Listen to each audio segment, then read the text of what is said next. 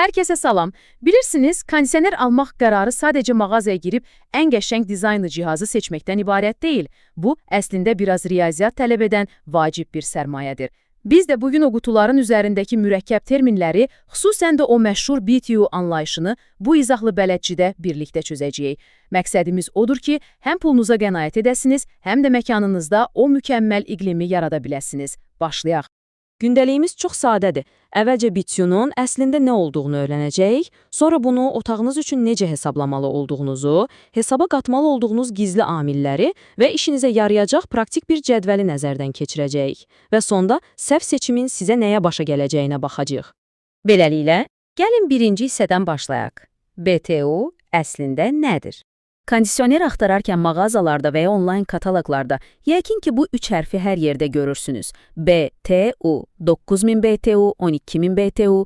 Yaxşı, bəs bu sadəcə satıcıların istifadə etdiyi bir marketinq fənnidir, yoxsa bir alıcı kimi sizin üçün həqiqətən dərin bir məna kəsb edir? Cavab bir mənalı olaraq ikincisidir.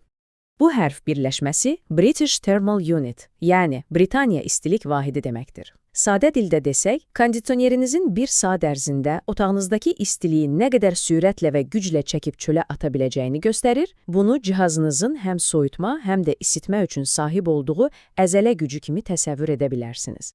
Deməli, məntiq çox sadədir. Rəqəm, yəni BTU dəyəri nə qədər yüksəkdirsə, cihaz bir o qədər böyük bir məkanın öhdəsindən gələ bilər. Yəni, daha yüksək BTU sadəcə cihazın daha buz kimi hava vurması demək deyil, o havanı daha geniş bir əraziyə yaymaq gücü deməkdir. Keçək ikinci hissəyə. Yaxşı, bəs bu təməl BTU dəyəri necə hesablanır? Narahat olmayın, bunun üçün mühəndislik dərəcəsinə ehtiyacınız yoxdur. Proses 3 sadə addımdan ibarətdir. Otağın kvadrat metrini tapırsınız, onu standart bir rəqəmə vurursunuz və sonda otağınızın bəzi spesifik xüsusiyyətlərinə, yəni şıltaqlıqlarına görə bu rəqəmi biraz tənzimləyirsiniz. Hamısı budur. Gəlin praktiki bir nümunə ilə ilk addıma baxaq. Sadəcə otağınızın uzunluğunu və enini bir-birinə vurursunuz. Məsələn, tutaq ki, otağınızın eni 4 metr, uzunluğu isə 5 metrdir. Bunları vurduq, etdi 20 kvadrat metr. Əla, artıq təməl hesablamamız üçün başlanğıc nöqtəmiz var. Növbəti addımda həmin o 20 kvadrat metri götürüb, hər kvadrat metr üçün tələb olunan standart baza dəyərinə, yəni təxminən 400 BTU-ya vururuq və nəticədə 8000 rəqəmini alırıq. Deməli, bizə hardasa 9000 BTU-luq bir cihaz lazımdır, hə? Yox, tələsməyin. İşlər burada biraz daha maraqlılaşır. Üçüncü hissə.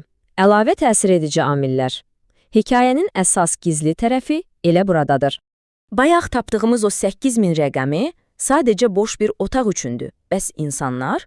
Unutmayın ki, otaqda vaxt keçirən hər əlavə insan üçün həmin o baza hesablamasına düz 600 BTU da əlavə etməlisiniz. Çünki insan bədəni də dayanmadan istilik yayır və kondisioneriniz o əlavə istiliklə də mübarizə aparmağa məcburdur.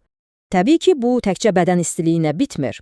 Otağınızın tavanı standartdan hündürdürsə, daha çox hava kütləsini soyutmaq lazımdır. Ya da şüşə fasadlardan, pəncərələrdən içəri birbaşa günəş işığı düşürsə, kondisioner buna qarşı da savaşmalıdır.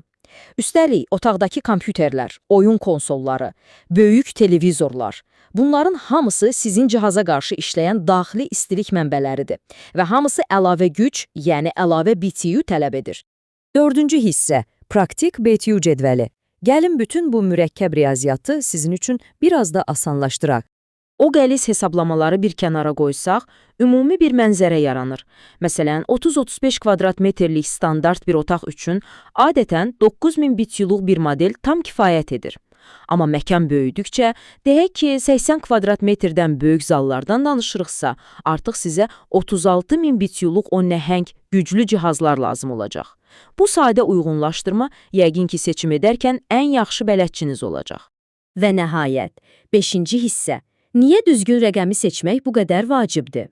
Bilirsiniz, burada çox maraqlı bir dilemma var. Pulunuza qənaət edəcəyinizi düşünüb, otağın tələbatından daha aşağı gücdə zəif bir kondisioner alsanız, o yazıq cihaz otağı heç vaxt tam soyuda bilməyəcək. Dayanmadan işləyib, motorunu yoracaq və sadəcə enerjini israf edəcək. Yox, əgər böyüyü həmişə yaxşıdır deyib çox güclü bir model seçsəniz, bu dəfə də otaq anidən buz kimi olacaq, kondisioner tez-tez sönüb yanacaq. Nəticədə həm otağın rütubət balansı məhv olacaq, həm də elektrik faturanız tavan edəcək. Otağınız üçün o mükəmməl uyğunluğu, o balansı tapmaq bu işin ən böyük sirridir. Əgər pəncərələrin istiqaməti, insanların sayı və ya tavanın hündürlüyü kimi dəyişənlər sizi çaşdırırsa, unutmayın ki, mütəxəssislər ideal BTU dəyərini sizin yerinizə hesablamaq üçün hər zaman hazırdırlar. İndi isə sizə bir sualım var. Otağınızda o ideal rahatlığı hələ də tapa bilməmisinizsə, bəlkə günahkar kondisionerinizin markası yox, elə cihazın üzərindəki o kiçik rəqəmdir. Düzgün seçimi etdiyinizə əminsinizmi? Ümid edirəm ki, bu vizual izahımız sayəsində növbəti dəfə mağazaya girəndə tam olaraq nə axtardığınızı biləcəksiniz. İzlədiyiniz üçün çox sağ olun.